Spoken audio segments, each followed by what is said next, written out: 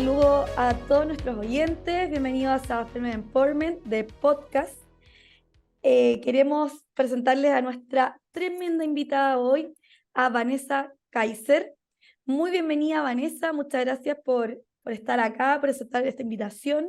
¿Cómo estás? Gracias, Isidora. Muy bien. Un gusto poder conversar contigo y transmitir algunas ideas a la audiencia que yo sé que a ustedes lo sigue y que se nutre y está muy contento siempre de estos podcasts y poder alimentar su reflexión y perspectiva. Y que gracias a personas como tú se pueden transmitir estas ideas que son tan necesarias para la sociedad actual. Bien, quiero presentarles quién es Vanessa. Vanessa Olympia Kaiser Barents von Hohenhagen, no sé si lo dije bien. Sí, sí, sí, Nacida no, el no es fácil ese 25, apellido. Von Hohenhagen, no, sí. no, hice el intento, ahí lo intentamos, pero es un poco largo. Vanessa nació el 25 de octubre, es doctora en ciencia política, está enfocada en el área de la teoría política, sacó su doctorado en la Pontificia Universidad Católica de Chile, que es donde la conocí hace años atrás, tuvo la distinción máxima, em, teniendo el grado de doctora en filosofía.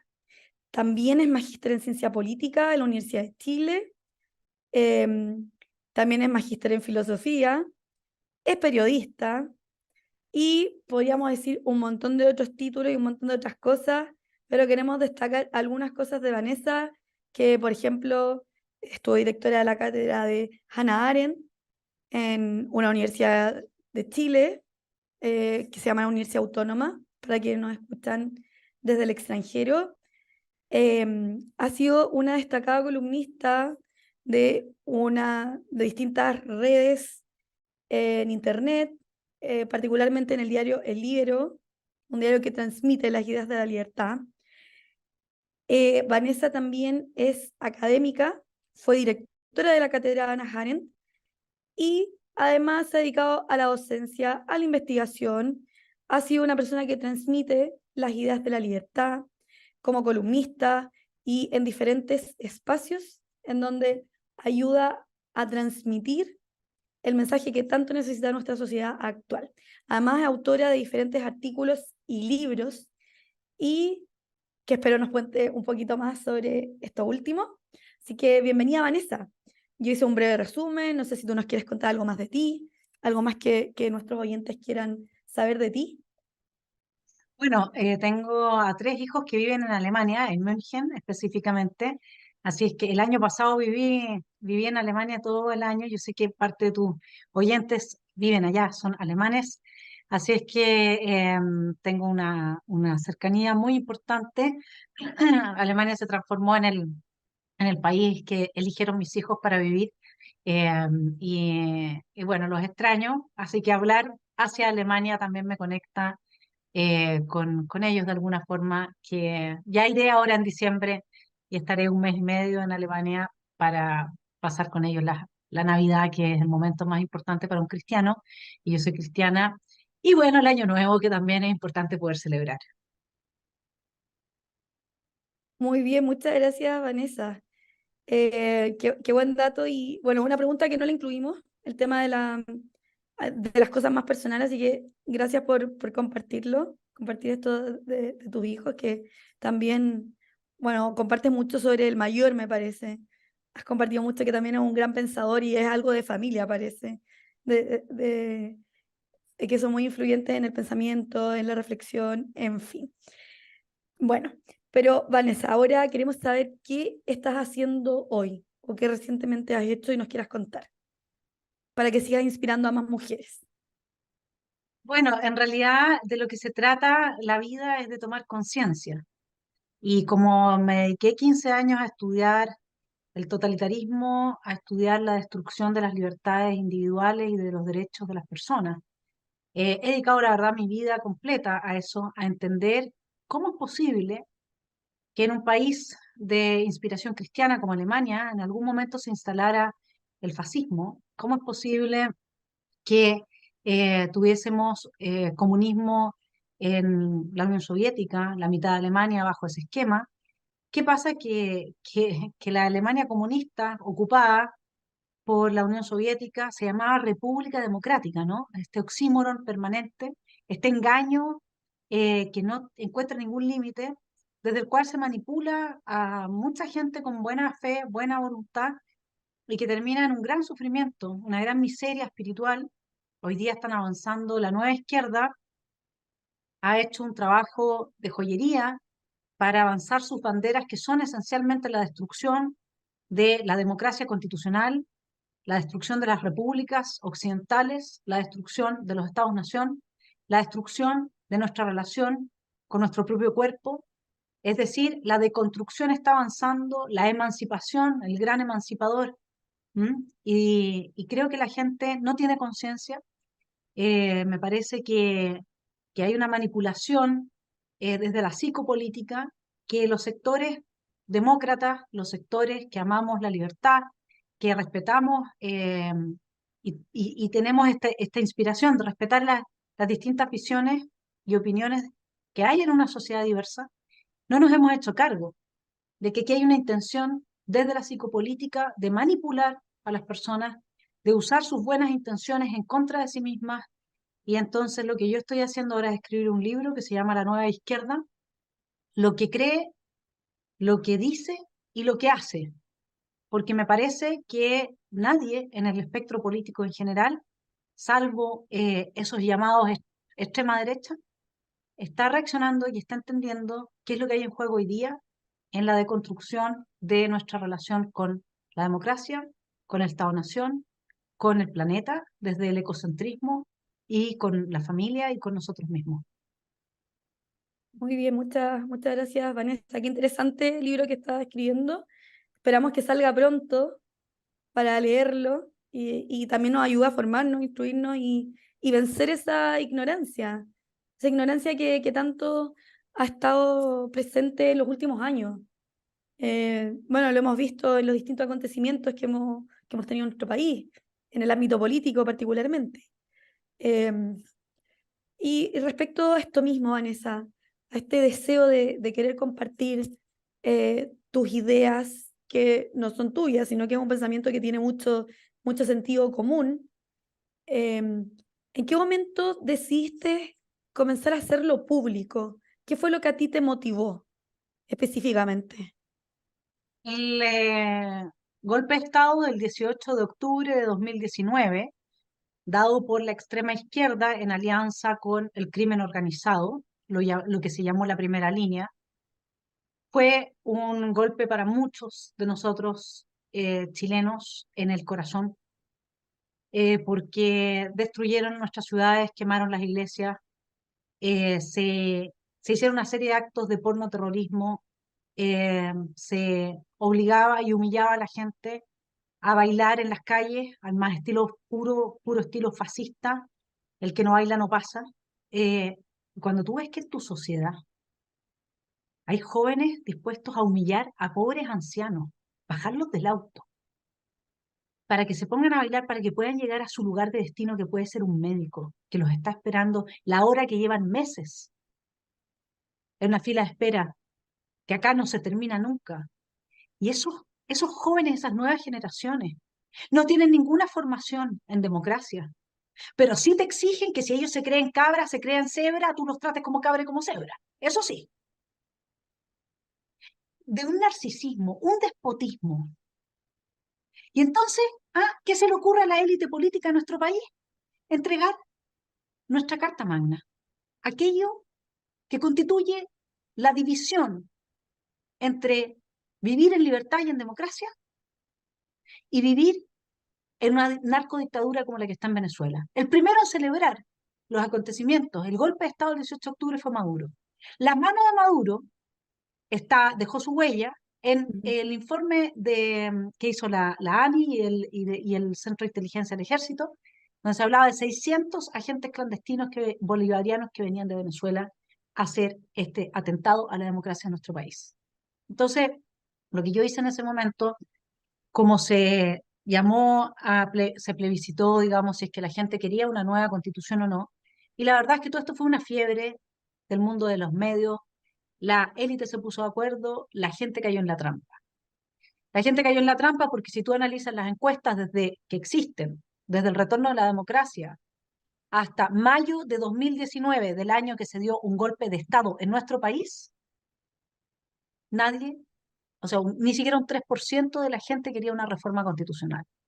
Se tragaron el tongo, se tragaron que lo que en realidad salió de ese millón de personas enojadas a protestar por 10.000 cosas, entre ellas las filas de espera en los hospitales, entre ellas la falta de una política razonable en términos previsionales, etcétera. Se tragaron el tongo que una nueva constitución les iba a arreglar todos sus problemas. Entonces yo dije, ¿qué va a pasar? Porque yo soy profesora de alma y no puedo evitar esto.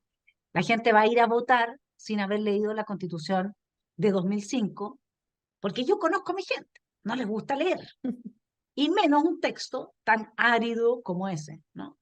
Entonces yo dije, ya, hagamos la humorada, puse play, me grabé en el computador y leí toda la Constitución para que la gente la tuviera en un audiolibro, porque, bueno, y la subí al YouTube para que la gente la pudiera oír y no fuera a votar en la plena y absoluta ignorancia.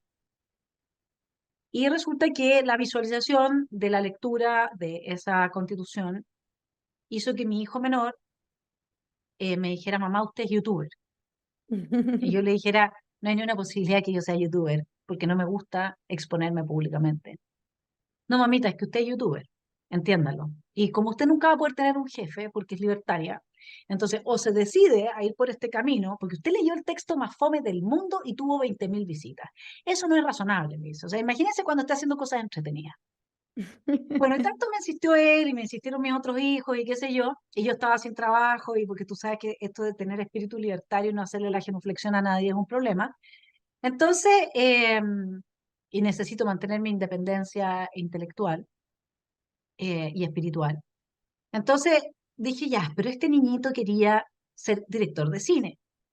Entonces vamos a hacer una cosa. Yo me voy a prestar como el experimento, digamos, el canal de su mamá, para que él aprenda, vaya adquiriendo las herramientas para hacer lo que él quiere llegar a hacer, que es director de cine. Entonces así aprende a editar, aprende a esto, y dije, ya, lo voy a hacer por esta guagua para que comience su camino hacia el éxito como cineasta, ¿no? Y ese es el origen de que yo haya tomado el vuelo de exponer públicamente mis ideas, lo cual a mucha gente le ha servido para desarrollar su propia perspectiva y muchas otras le ha molestado porque evidentemente que es una posición crítica normalmente y es una posición que llama a la reflexión y a la gente no le gusta pensar. El cerebro no está diseñado para pensar, está diseñado para sobrevivir. O sea, a la gente lo que le gusta es estar en su zona de confort cerebral, no salirse de ahí y pensar y molestarse y hacerse cargo, por lo tanto, de las consecuencias y los juicios de sus propias reflexiones. Muy bien, Vanessa.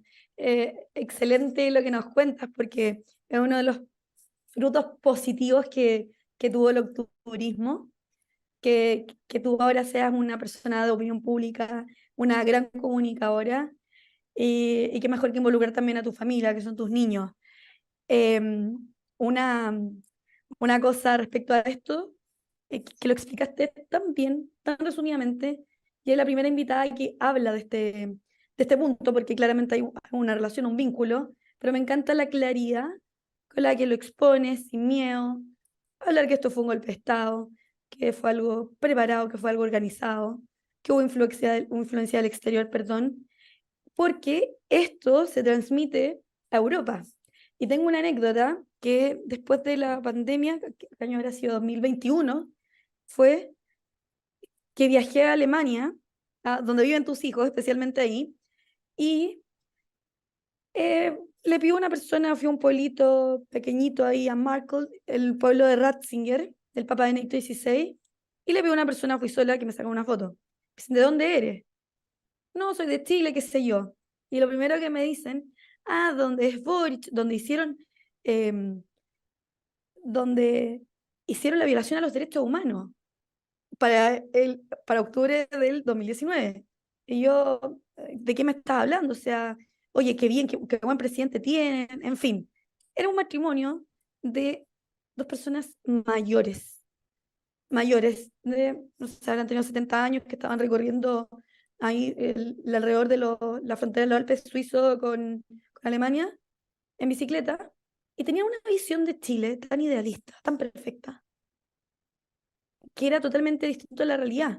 Entonces, que tú lo expongas de esta manera, brevemente, y que esto lo podamos transmitir en Alemania, a mí me parece fantástico, porque en Europa, en general, nos ven como, bueno, son víctimas de la dictadura, se siguen quedando en el pasado, bueno, a propósito de que ahora se cumplen los 50 años, eh, que tenemos un presidente estupendo y que hemos visto que es una vergüenza, eh, y que en el octubrismo se violaron los derechos humanos de los chilenos, que pedían dignidad. O sea, una cosa que yo no sé qué cara les habré puesto, pero le expliqué, mire, pasa esto, esto, esto, otro. Estaban impresionados. Entonces te comento esta anécdota porque también la gente necesita saber lo que ocurre realmente en Chile. Y los medios de comunicación promueven una realidad que escapa de la verdad. Por eso es tan importante tener estos canales. Lo que tú haces es fundamental, porque si no, el periodismo libre no, no, no logra, no podría lograr transmitir la verdad, porque los medios oficiales no lo hacen. Bueno, era solamente algo muy breve que quería contarte esta anécdota que me enojó mucho y me sorprendió bastante. Pero ahora me alegra que tú lo hayas resumido y que ojalá eso también tenga 20.000 visualizaciones cuando lo traduzcamos a inglés y alemán. Em, Bien, después quiero que retomemos el tema del estallido y las distintas consecuencias que ha traído a Chile. Pero antes quiero preguntarte sobre por qué no continuar una carrera política. Te propusieron como constituyente, me acuerdo. También fuiste concejal por Las Condes un tiempo. Eh, ¿Te gustaría tal vez volver a ese mundo de la política, pero desde las urnas en una sociedad, en un Chile que cree en la paridad, que en lo personal yo no estoy de acuerdo, creo en ese sentido en que las personas tienen que elegir? Mira, la verdad es que yo tengo un hermano que dice que la política es el inframundo, no es el mundo, porque está habitado por puras almas que ya se han vendido a la malignidad. Y, Max Weber se quedó corto cuando dijo que el político tiene que hacer un pacto con el diablo, porque él lo estaba pensando en términos de las dos distinciones éticas fundamentales. Una es actuar desde los principios, que viene siendo la filosofía o la moral deontológica, y la otra es actuar desde las consecuencias, ¿no? El consecuencialismo. Y el político siempre tiene que llegar a un punto en que, pero no solamente el político, nosotros también. Tú puedes decir, yo estoy en contra del asesinato, yo estoy en contra de matar gente, yo estoy en contra de no sé qué, pero claro, si es por legítima defensa, te das cuenta, siempre va a haber una situación en que la realidad a ciertos principios los lleve al extremo, ¿ya? Y finalmente hay un punto en el que, bueno, si me queman en la hoguera, tendré que asumir que por mis principios me queman en la hoguera. Pero el tema con la política no es el que dice Max Weber. El tema con la política no es el problema de tener que transar principios y ser consecuencialista, producto de cálculos electorales o producto de una estratagema para lograr determinados objetivos en pos de a veces los propios intereses y a veces en pos del bien común. No, ese no es el problema de la política. El problema de la política es que la gente es mala en política. Ese es el problema, es mala. Yo te digo, yo he llegado a esa conclusión. La política saca lo peor de la gente. Es decir, hay excepciones. Por supuesto que siempre las hay. Ujú. Pero la política es como cuando, a ver, si tú tienes un terremoto, ¿ya? Y se caen todas las estructuras de una ciudad, tú vas a ver a gente que nunca te imaginaste haciendo cosas que nunca creíste que podían hacer, porque cambió absolutamente el escenario, ¿sí? Y las reglas de una ciudad que acaba de vivir un terremoto son reglas excepcionales, es un mundo excepcional para el cual ninguno de nosotros está preparado, nadie sabe qué haría, ¿te das cuenta? Pero el mundo de la política tiene, eh, yo nunca he visto un inframundo más anclado a la mezquindad, a la, a la, a los malos sentimientos, al desprecio al ser humano, a la total ausencia de conciencia. al adormecimiento en pos de la zona de confort, sabiendo que eso le está costando el sufrimiento a millones de personas. Y la hipocresía y la empatía impostada con el ciudadano y la mentira. Y esto desde el más pinche colaborador del diputado o del consejero o del concejal hasta el líder político del partido que se supone que tiene el sello de ser un buen líder, alguien bien inspirado. Yo no sé qué pasa, francamente, pero salvo personas muy excepcionales, la mayor parte cae en una dinámica de degradación y corrupción que es increíble. Es increíble, porque a diferencia de lo que pasa en los negocios, que tú me puedes decir, bueno, en los negocios hay gente que estafa, hay gente que para obtener la tasa máxima interna de retorno de ese año está dispuesto a coludirse, está dispuesto a pisotear a otros, está dispuesto a tener competencias desleales, todo eso sí, ya ok, perfecto, te lo doy. Pero el que en negocio se corrompe, no necesariamente le es infiel a la señora, eh, es hipócrita cuando va a la iglesia, eh, es un mal amigo, es un desleal y un traidor. No, que ese gallo en los negocios tiene esa forma de ser corrupta. La diferencia es que en política, el que es corrupto, en política es corrupto en todo, porque te acostumbras a mentirle a todo el mundo, porque construyes una imagen tuya que no es real y esa imagen se la transmite a tus hijos, a tus amigos, a tu gente más leal. Nadie sabe realmente quién eres. Si tú me preguntas, o sea, ¿tendría yo que tener una señal como las que tenía la Hildegard von Bingen para que me tuviera que meter en política? No es, es que yo tendría que ser algo así, digamos. O sea, ninguna posibilidad porque, francamente, no he visto a las mejores personas sacar lo peor de sí mismas. Es como si les dieran un veneno. Yo no, a mí me cuesta mucho entender eh, ese, ese fenómeno que se produce, porque de nuevo, no es lo de Max Weber. No es que yo entonces, claro, estoy en contra de la tortura, pero si me encuentro con alguien que está dispuesto, que puso una bomba y va a matar a 10.000 personas y tengo que torturarlo, bueno, yo como político que tengo que tomar la decisión, tengo que hacerlo. No por eso voy a legitimar moralmente la tortura, pero tengo que transar mis principios, que son ir en contra de la tortura. No sé si me explico. Esto lo planteaba McCain, que fue candidato en Estados Unidos. Le preguntaron, ¿usted estaría de acuerdo con legalizar la tortura? Y él fue torturado 10 años en Vietnam y dijo, no. Cuando esto hay que hacerlo, porque a veces hay que hacerlo para que no te voten las torres gemelas y no maten a millones de personas. Pero eso tú nunca lo vas a legitimar ni moral ni legalmente. Y a eso se refería Weber. Pero yo me refiero a algo distinto. Yo me refiero a algo raro. Es realmente algo raro. Es que la gente, el ser humano, eh, de alguna manera, no solamente se deshumaniza, hay algo extraño, hay algo que se pudre en esa persona. Yo francamente quisiera no tener, quisiera poder incluso dejar de hablar de los temas políticos, políticos propiamente de la esfera política, y dedicarme específicamente a la batalla cultural, que obviamente que también es política, pero lo que se está haciendo con la familia, autonomía progresiva, la ESI, todas esas cosas, porque ahí vas a encontrar oponentes, vas a encontrar gente que te va a querer matar igual, pero es dentro de lo que Max Weber diría, que para mí es más razonable. Este inframundo de la política y de la esfera pública eh, es, te quita, ¿sabes qué? Te quita el aprecio por el ser humano. Y yo soy cristiana y no puedo perder mi aprecio por el prójimo. Muy bien, gracias Vanessa por este profundo comentario, análisis que haces también de la situación, que yo creo que también es el sentir de muchas personas, ¿no? Pero luego vamos a retomarlo otra vez. Ahora me quiero ir hacia otro lado.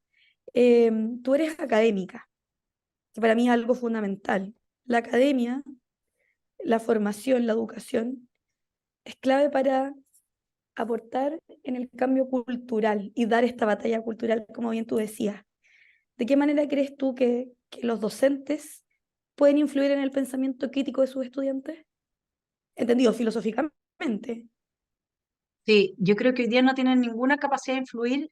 Vamos a tomar esto en dos sentidos, en el sentido del mundo de las apariencias, que diría Platón, y en el sentido del mundo de las ideas. ¿Ah? Entonces vamos a distinguir entre lo aparente y lo verdadero. En apariencia, a tu respuesta yo tendría que responder, o sea, a tu pregunta yo tendría que responder, influyen cualquier cantidad, los adoctrinan, hoy día, de hecho, las universidades se han transformado en campos de adoctrinamiento ideológico. O sea, salvo excepciones, honrosas excepciones, no es todo esto de la ideología de género, la perspectiva de género, que es una ideología que tiene por finalidad destruir la meritocracia y destruir tu percepción respecto de ti misma y de tus facultades espirituales, de que tú por tu talento, por tu inteligencia, por tu inspiración, por tus habilidades blandas y habilidades duras, llegas al lugar donde estás y cambiar eso por un tema genital.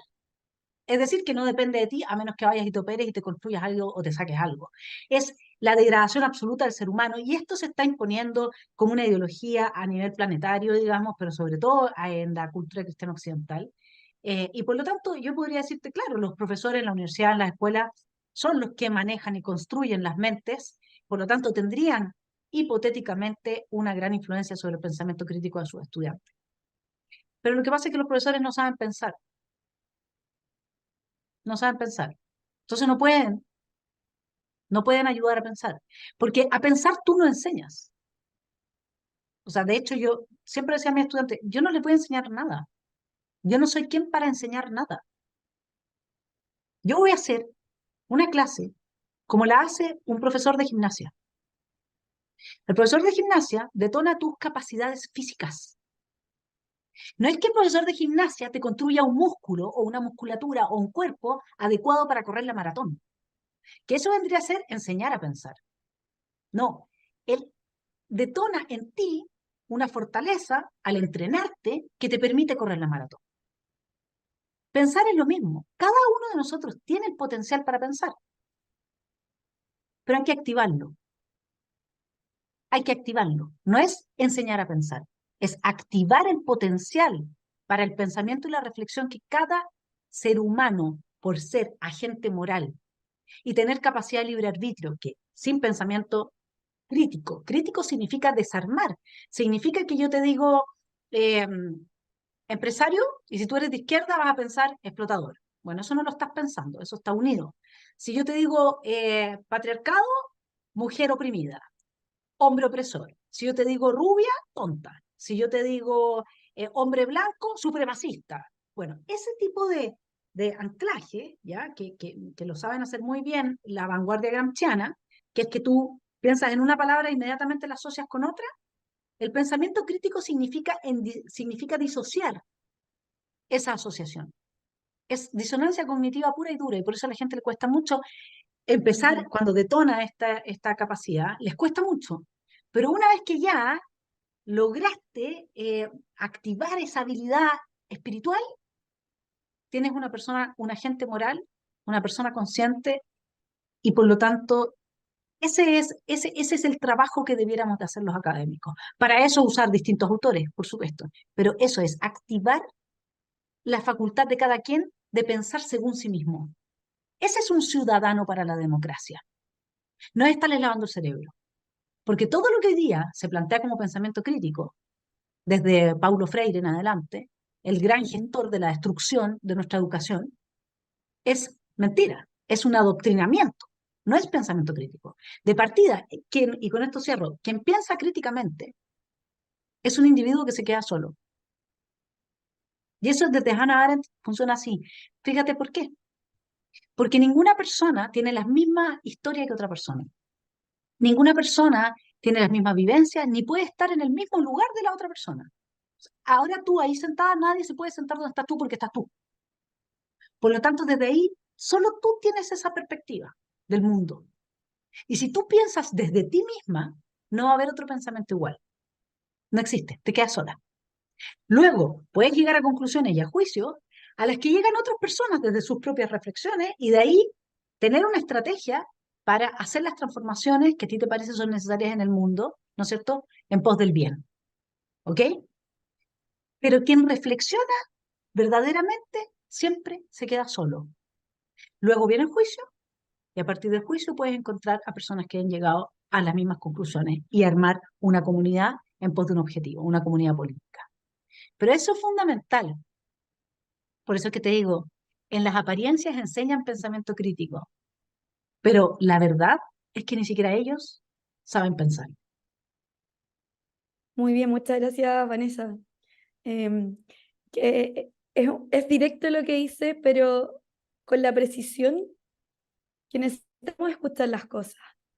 Porque en la actualidad vivimos en una sociedad tan sensible a todo que de repente decir las cosas de manera tan clara se malinterpreta, pero tú tienes la capacidad de poder transmitirlo de una manera muy, muy, muy precisa y que no hay espacio a decirte, Vanessa, estás equivocada.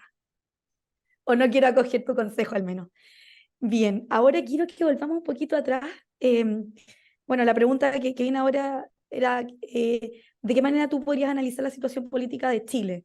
Yo creo que ya respondiste bastante las consecuencias del problema de fondo que tuvimos con el octubrismo y que eso nos ha llevado a estar donde estamos hoy, ¿no?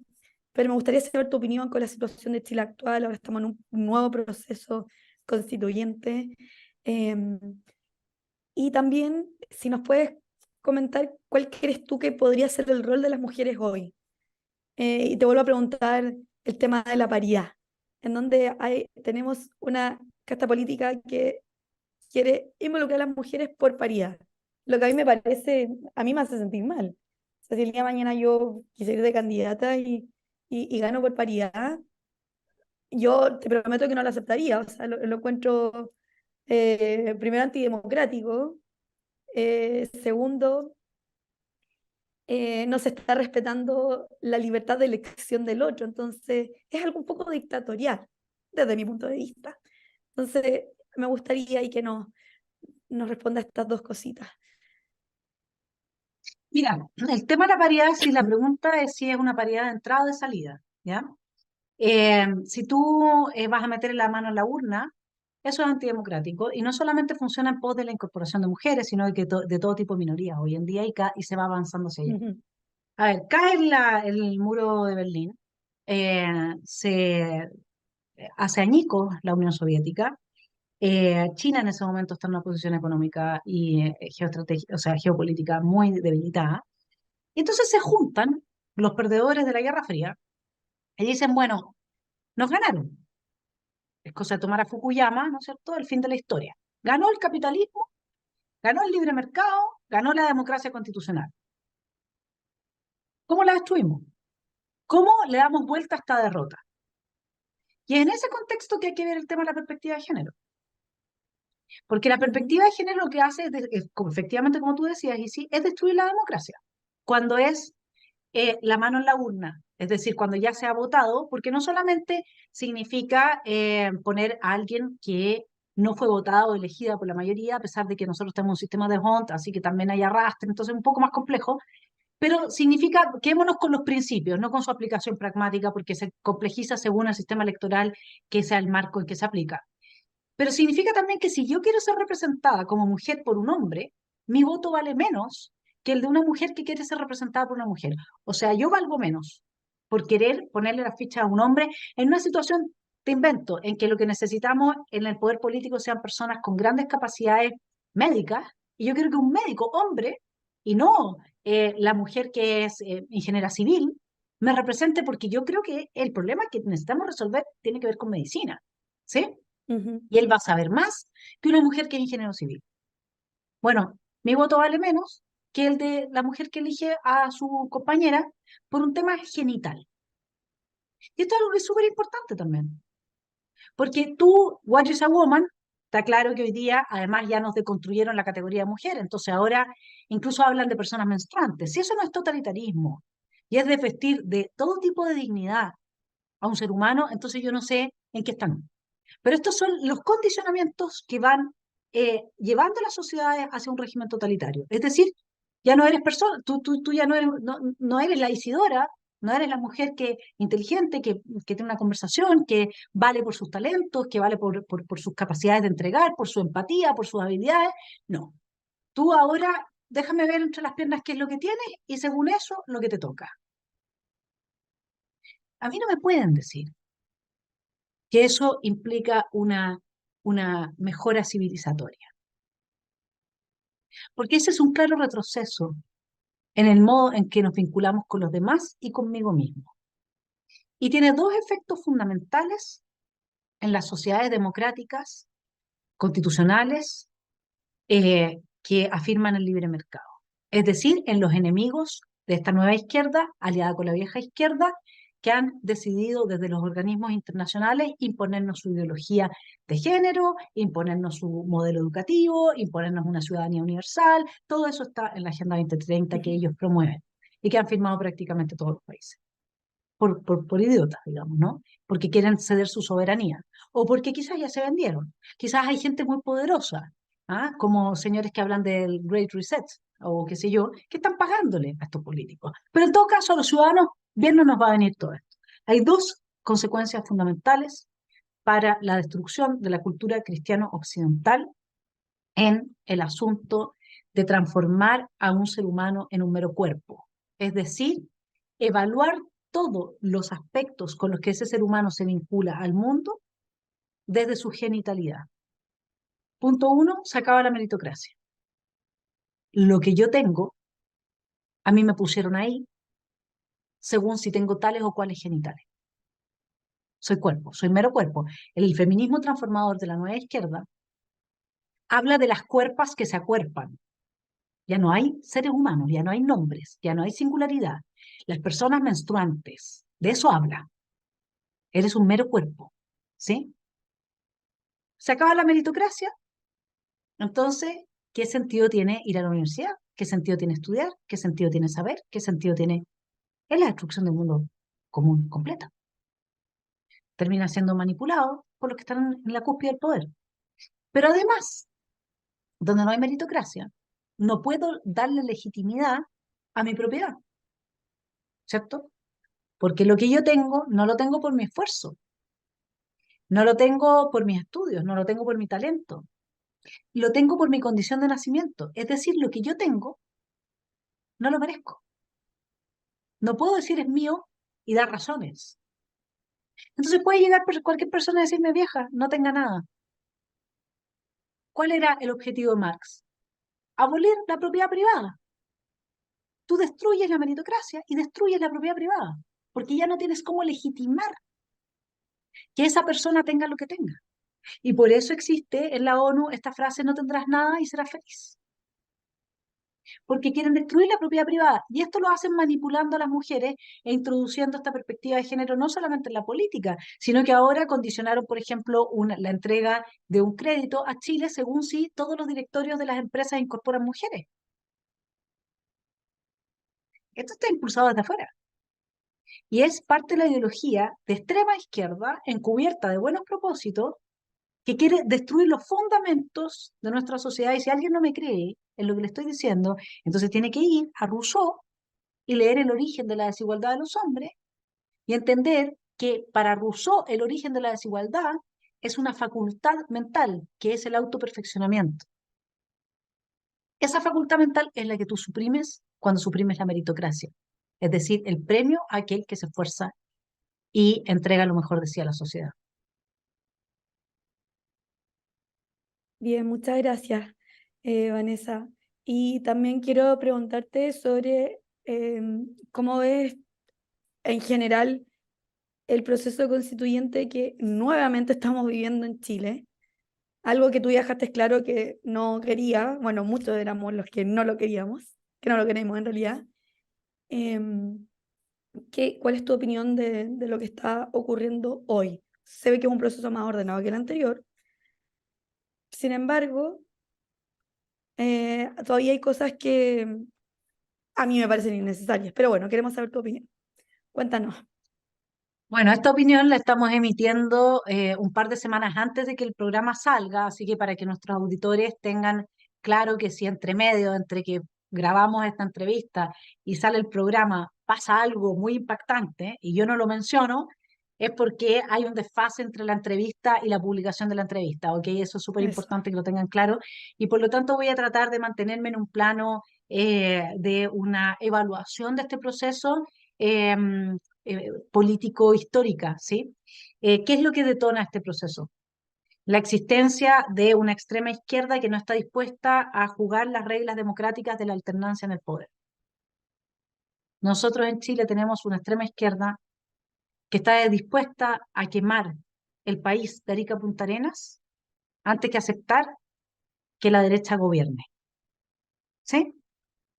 Se aprovecharon de un momento de mucho malestar social también, que fue alimentado desde la academia, desde los medios de prensa, desde esta oposición que hoy día está en el gobierno, y que yo le voy a comentar a los alemanes algo para que ustedes entiendan de qué estamos hablando cuando hablamos del gobierno de Chile, que fue oposición a Piñera y que respaldó el golpe de Estado, si es que no fue gestor, eso no lo sabemos, del 18 de octubre.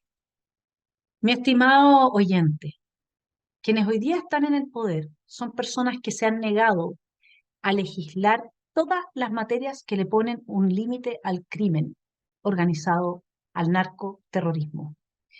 Desde el fuego artificiales, que lo votaron en contra. La ley antibarricadas la votaron en contra. A la ley de usurpaciones le están poniendo indicaciones para que puedan seguirse robando y usurpando los terrenos de la gente porque ellos quieren destruir la propiedad privada en Chile. La ley en contra del robo de la madera, que es muy importante para la zona sur de Chile, donde hay un grupo narcoterrorista que dicen ser mapuches, pero no es así. De hecho, la mayor parte de los Qué mapuches bueno votó en que lo contra. mencionas. Sí, la mayor parte de los mapuches, en su gran mayoría, respecto incluso porcentualmente al resto del país, los que más votaron en contra del proyecto de constitución rechazado, que les daba todos los privilegios, fueron los mapuches. Ellos están absolutamente en contra de esto. Entonces, todas estas leyes que le ponen un límite al crimen, que castigan al que comete un crimen, este gobierno que tenemos hoy día se ha negado sistemáticamente a apoyarlas. Y este gobierno no solamente se ha negado a apoyar la legalidad que podría controlar la destrucción del país y la entrega de nuestro país en manos del crimen organizado, que hoy día tiene amplios territorios, digamos, bajo su mando, donde el Estado no funciona, sino que además este gobierno indultó a personas que dieron el golpe de Estado el 18 de octubre y que son criminales, y retiró las querellas de seguridad interior del Estado interpuestas por el gobierno anterior al que le dieron un golpe de Estado, las retiró para que no se supiera y no se investigara quiénes son, qué hacen y no fueran castigados los que quemaron Chile de Arica a Punta Arenas. El problema de Chile es esa gente. Es gente que no está dispuesta a respetar la ley, la institucionalidad, que no cree en la institucionalidad, porque es burguesa, porque fue creada para defender a los ricos, tienen este lavado de cerebro, ¿no? Y porque eh, está al otro lado, la otra punta, que es el crimen organizado, que no quiere institucionalidad porque quiere poder desarrollar sus actividades ilícitas tranquilamente, mientras le vende, Chile hoy día tiene el puerto principal, que es San Antonio, principal en el mundo de exportación de droga a Europa. Ojalá los europeos dejaran de consumir droga para que nuestros países no fuesen capturados por el crimen organizado, pero eso no se lo podemos explicar a los europeos. La Greta Thunberg podría estar haciendo ese tipo de discurso para que nos liberara definitivamente de la opresión del crimen organizado, en vez de estar hablando de cosas que en realidad poco puede saber una niñita que no tiene ni siquiera estudios superiores, ¿no? Bueno, pero volviendo al punto, el proceso constituyente es, así como Marx decía que la religión es el opio del pueblo, y estaba equivocado, por supuesto, pero él necesitaba destruir la religión porque él quería ponernos la suya, su religión materialista y satanista también. Bueno, asimismo, este proceso constituyente es el opio para la clase política. La clase política se ha podido desligar de todos los problemas que debe resolver en nuestro país gracias a que hay un proceso constituyente donde se la pasan discutiendo cosas que no conducen a resolver el problema de fondo, que es que en Chile tienes que meter preso a la gente que no respeta la democracia constitucional como la que tenemos. No quieren meter presa a esa gente, no quieren que se aplique el Estado de Derecho, y eso no lo va a resolver una nueva constitución. Esa gente ya está llamando a otro estallido, varias veces lo han hecho, ministros de este propio gobierno han amenazado que si no se hacen las cosas como ellos quieren, va a haber otro estallido, o sea, ellos manejan la violencia. Aquí hay una extorsión con la violencia. ¿Quién puede resolver esto? No lo sé, pero yo lo único que sí te digo claramente es que una nueva constitución no lo va a resolver.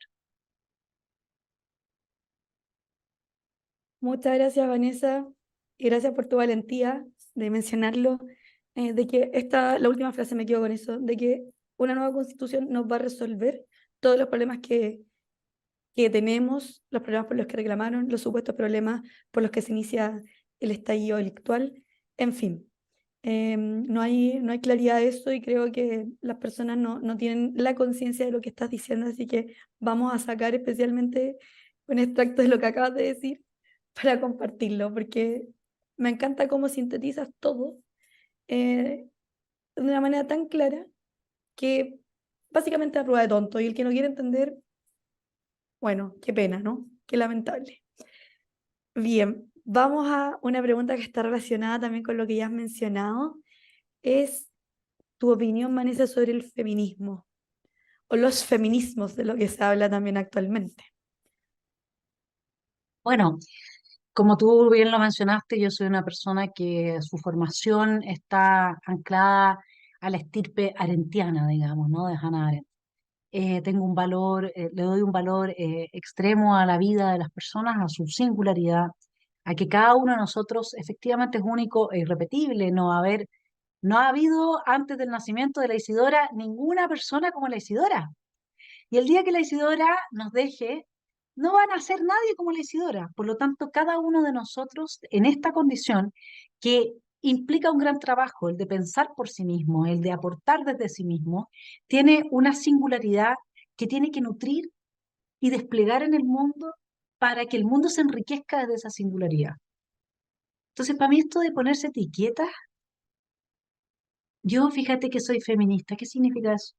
Que tú eres y piensas, que tú anulas tu ser, anulas tu singularidad, anulas tu capacidad de pensar, adhieres a ideas de otras personas, pero si has visto algo más humillante espiritualmente que adherir a una forma de ver el mundo creada por otra persona, porque eso es muy distinto que yo te diga, mira, yo puedo tomar de Hegel tal cosa, de Platón esta otra, de Hannah Arendt esta otra, pero yo tengo mi propia posición, no me pongo una etiqueta. Y te puedo decir, a mí me nutre mi espíritu, me lo nutren, claro, como académica, ciertos autores que yo he estudiado en profundidad, pero me nutren. Yo no repito como loro lo que dicen ellos. Luego hay algunas cosas con las que estoy de acuerdo y lo voy a transmitir porque estoy de acuerdo y lo pensaron mejor que yo. Pero de ahí asumir una Weltanschauung, como decimos en alemán, completamente hermética, diseñada para ponerte en el mundo, en la posición de víctima, para que tú creas que todo lo que tú como mujer, en lo que tú has fallado, es culpa de los hombres. Para que si te fue mal, no fue porque eras floja, es porque hay un patriarcado que no te permitió que te fuera bien. Para que si estás frustrada, no es porque no te trabajes, sino que es porque existe, no trabajes tus expectativas, sino que es porque existe un patriarcado que te está oprimiendo. Asumir el determinismo, negarte la libertad de pensar, de ser tú misma. Porque el feminismo es determinismo hoy día. Tú estás determinada por el patriarcado a ser una persona oprimida por la existencia de los hombres. ¿Y cuál no será la hipocresía de esta gente? Que cuando ve a una mujer con burka, caminando 7 pasos detrás del marido, dice, no, es que eso es diversidad cultural. ¿Ah? Entonces, la verdad es que yo soy Vanessa Kaiser y estoy hablando con la Isidora. Y me puedo vincular, y yo no me vinculo con la Isidora desde el hecho de que soy mujer primariamente, me vinculo desde la palabra. Y desde el uso que estamos haciendo de la palabra, que en el caso de Isidora y en el caso mío es un uso honesto. Cada una desde su perspectiva está siendo honesta. Y eso es una distinción mucho mayor respecto del mundo que el hecho de tener una vagina y no tener un pene. Porque decir las cosas como son. Porque da rabia que después de todo lo que se ha trabajado en términos civilizatorios en nuestro marco cristiano occidental, hoy día haya gente tan débil psíquicamente como para tragarse el cuento de que reducir a las personas a sus genitales es hacerle el bien a la humanidad.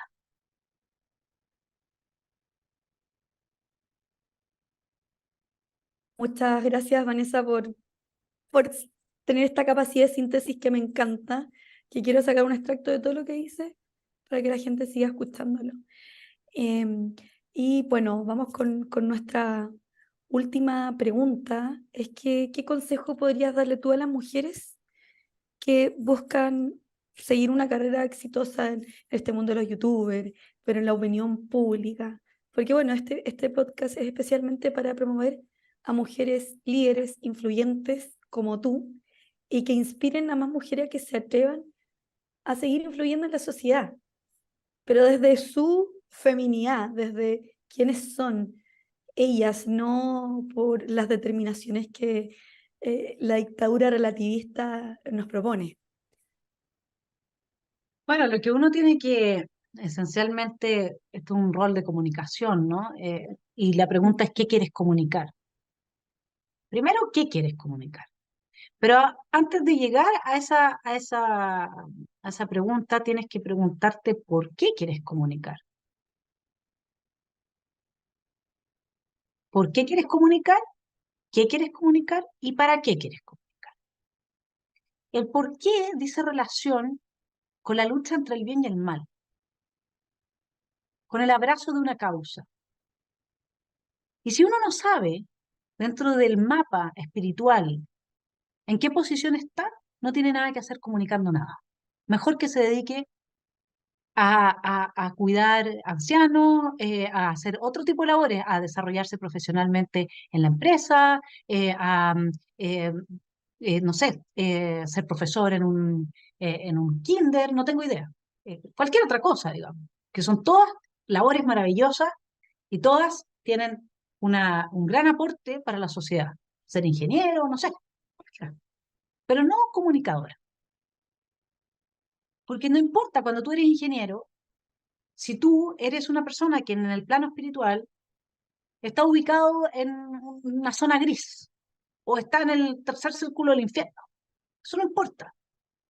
Porque tú eres como ingeniero, sabes que para que te quede bien el puente, tienes que aplicar esto, esto y esto, y eso es lo que te va a quedar bien. Y da lo mismo la categoría moral que tengas si es que tú eres un profesional que quiere hacer bien tu trabajo. Pero cuando tú vas a comunicar, tú para ti misma tienes que tener claridad. En el mapa de la lucha entre el bien y el mal, ¿dónde estoy yo? ¿Y sabes por qué? Porque te van a llegar muchos ataques, porque te van a buscar para destruirte. Y si uno no está espiritualmente en una posición de solidez, te barren. Y además porque tienes que invitar a la gente a reflexionar y a tomar conciencia respecto del tema que tú quieras. Y esa invitación siempre tiene que ver con antes ser consciente tú de ti misma. Entonces, ¿por qué quiero comunicar? Esa es la pregunta espiritual. Luego, ¿qué quiero comunicar? En mi caso, yo preferiría estar mucho menos metida en la chimuchina política del día a día y las tonteras que hace uno u otro, que créeme que no son trascendentes y que solamente me están consumiendo tiempo, como cuando mandaban a Miguel Ángel a buscar, no me estoy comparando a Miguel Ángel, pero me siento así, digamos, como lo relata su biografía. Lo mandaban a años a hacer puras cosas que no tenían nada que ver con su escultura, que era lo que él quería hacer. Yo quisiera estar dedicada a la filosofía, a la reflexión profunda, no a esta chimuchina de telenovela que tienen todos los días gente que está absolutamente desanclada de la realidad y que vive en su torre de marfil, digamos, ¿no? Pero ellos tienen el poder, entonces uno trata de llamar a que tomen conciencia. Entonces, ¿qué voy a decir? ¿Sí? Y finalmente, ¿para qué? ¿Por qué, qué y para qué? ¿Para qué? Para que justamente cada una de nosotras, por ejemplo, como mujeres, nos rebelemos, con B larga, rebelarse, ante la manipulación que la extrema izquierda hace de nuestras frustraciones, de nuestras heridas, situándonos como si fuésemos todas una repetición de lo mismo, simplemente por el hecho de no tener un pene colgando entre las piernas. Y lo digo con estas palabras, ¿sabes por qué? Porque creo que hay que empezar a decir las cosas por su nombre. Fueron ellos los que genitalizaron la política. Y son ellos los que politizan los genitales, metiendo su asqueroso programa de educación en los kinder. Y por lo tanto, si yo tengo que hablar de genitales, voy a hablar de genitales, porque hay que darles la pelea en el campo que ellos están ganándonos. Y hay que hablar lo que ellos tienen revestidos como una moral superior, decirlo y hay que alumbrarlo y hay que indicarlo como el mal mayor, que es lo que ellos están haciendo, que es reducir a las personas a cuerpos, a cuerpes, a cuerpos, a personas menstruantes. Si la gente sensata se siente bien apoyando este tipo de ideología, es porque necesitamos muchas más comunicadoras creando conciencia, así que las dejo invitadas con este discurso aguerrido, inspirado, a que seamos muchas más, pero antes de eso tengan claridad por qué y para qué. Muy bien, muchas gracias, Vanessa. Qué pena ya ir llegando al final de esta conversación que me ha encantado, como te lo dije, por tu precisión, por tu claridad, que necesitamos gente que sea capaz de transmitir las ideas de manera razonable. Es solo eso, si no se pide algo tan difícil. Así que muchas gracias y sin duda que vas a ser una mujer que seguirá inspirando y que va a inspirar a muchas otras más. Ahora vamos finalizando con la última parte que son preguntas cortas. ¿Ya? Entonces tú me tienes que responder sí o no o lo que prefieres. ¿Ya? Bien, Vanessa, ¿qué prefieres? ¿Té o café? Café, ¿Cómo es tu comienzo de semana perfecto? rezando, Qué bonito. Gracias por compartir eso. Tú hablas mucho de idiomas. ¿Cuál es el que más te gusta hablar? el del corazón. Para nuestros oyentes de Europa en particular, ¿cuál es tu plato chileno favorito? Para que conozcan más de nuestra cultura. No hay como los porotos granados, no hay. Eso es lo mejor del mundo, o sea, por lejos, me puedo comer ollas de eso. Vamos a poner una fotito. Porotos granados, ¿Qué es lo que te mantiene motivada? eh, mi voz interior, ¿Dulce o salado? salado. ¿Qué libro volverías a leer?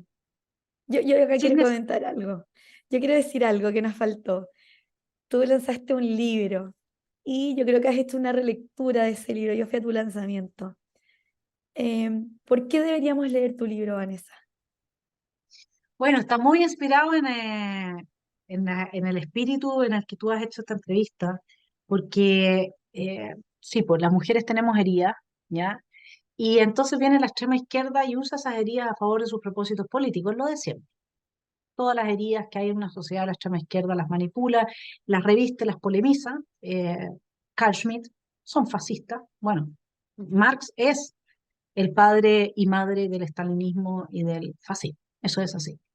Y entonces, a través de este libro, lo que yo invito es una reflexión con humor, con mucho humor y terapéutica, de nuestros dolores del corazón, porque soy una convencida de que la familia no se está extinguiendo, la familia heterosexual, solamente porque haya una decisión política tomada para destruirla a través de la revolución legal de la extrema izquierda. En que, por ejemplo, en Estados Unidos me contaba un estudiante mío, porque yo hago clases en la cultura de la muerte, estamos viendo ahora, que se impulsa a través de la Agenda 2030, y me decía, en Estados Unidos ya no te puedes casar, porque si tú ganas un sueldo, ganas algo de plata, qué sé yo, y la otra se separa y tiene algo menos, te destruyen. Entonces, toda esta legislación que va, la autonomía progresiva, que va en contra de la autoridad de los padres, toda esta legislación tiene cabida porque en nuestra sociedad previamente hay una crisis. Entonces, la crisis que hoy día hay entre las parejas, hombre-mujer, que constituyen familia, que tienen niños, es una crisis que tiene que ver con la capacidad que tenemos de comprendernos a nosotras mismas, y los hombres por su parte, y de comprender al otro. Porque donde nos comprendemos, no habría tanta crisis, pero no estamos en esa posición de toma de conciencia de que muchas veces el hombre que elegimos para una relación de pareja no, no está preparado para una relación de pareja. No es que él sea malo. Me estoy yendo al libro específicamente, que Sí, este libro, Que no te rompan el corazón, se llama Manual, solo para mujeres que se enamoran. Porque esto es para mujeres que de verdad se vinculan entregando lo mejor de sí y que entonces esperan reciprocidad de la contraparte. Si nosotros queremos dar la batalla cultural, tenemos que ser capaces de religar.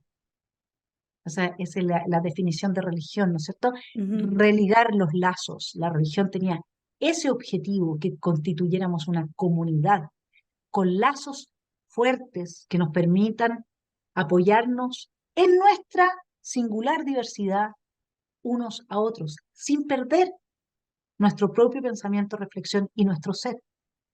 Bueno, este libro que yo escribí tiene por objeto que las mujeres nos hagamos cargo de que a veces somos nosotras las que metemos la pata eligiendo mal a la persona con la que nos vinculamos, que las mujeres nos conozcamos mejor cada una de nosotras y que además podamos hacer alianzas entre nosotras en esta magia de transformar una historia dolorosa en una historia de sabiduría para la amiga, para la hija, para la abuela. Esa es la idea. muy bien, muchas gracias. Así que todos invitadísimos a leer este libro, que muestra distintas imágenes también de los tipos de hombre con los que nos relacionamos. Em, y, y es un libro que también tiene algo muy, desde mi punto de vista, yo no me lo termino, pero tiene como un tono muy espiritual también. Entonces, en ese sentido es algo tan, es un libro muy bonito, así que ojalá todas puedan leerlo, para que también aprendamos a ir conociéndonos a nosotras mismas también. Porque todo el mundo nos da consejos, pero nadie va a lo profundo de tu interior. Así que gracias, Vanessa, por ese libro y por esta invitación a que lo leamos. Em, bien, ahora vamos a otra pregunta. ¿Película favorita, Vanessa? Para Ah, recomendar. Qué gran película. Look ideal.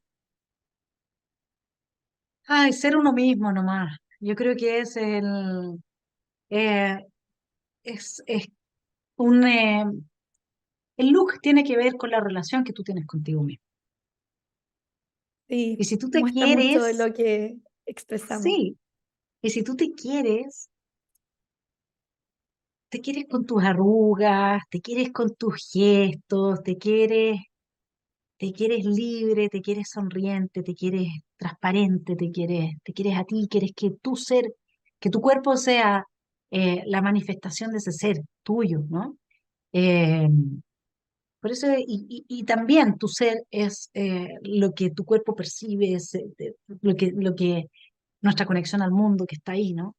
Y yo creo que entonces el look ideal es el look de la honestidad. Qué bonito, Vanessa. Es sorprendente todas tus respuestas. De verdad, yo lo agradezco y me voy muy, muy nutrida de tus palabras, de tus reflexiones y, y de todo lo que has compartido con nosotras. Y por hablar con esa sinceridad, precisión, claridad y con ese deseo de defender la verdad, que qué difícil lo es en estos tiempos. Así que necesitamos más Vanessas, sí, ojalá muchas mujeres se sigan inspirando. Gracias por acompañarnos. Gracias por lo que haces también, por promover las ideas de la libertad, la verdad y, y que nos podamos abrir también a ese mundo, porque lo necesitamos. Para vivir en una verdadera sociedad libre, necesitamos libres pensadores que se atrevan a transmitirla. Así que muchas gracias, Vanessa, por estar en nuestro podcast, bueno, de mujeres empoderadas, verdaderamente empoderadas. Es un poco sarcástico porque es una consigna que se ha tomado el feminismo, pero hemos visto muchas mujeres realmente empoderadas desde sus áreas y especialmente tú desde las comunicaciones, que nos dejas un tremendo mensaje a partir de este programa en esta plataforma. Así que gracias, Vanessa, por tu tiempo y por todo tu trabajo. Te mando un beso y un abrazo grande y Un esperamos tenerte abrazo, Isi. nuevamente. Gracias, de todas maneras, y gracias a ti por la oportunidad de transmitir quizás que hay cosas en la vida que no estamos viendo y que tienen un gran valor. Sería bueno que cada uno de nosotros hiciera el descubrimiento de ese tesoro, porque se vive mejor, más feliz, con más conflictos, hartos combos, patas debajo de la mesa, lo que sea, pero la vida sí, al menos, tiene un sentido claro, prístino, y eso es sinónimo para mí al menos de felicidad. Un abrazo y gracias por esta excelente entrevista. Muchas gracias, Vanessa. Chao, Isi.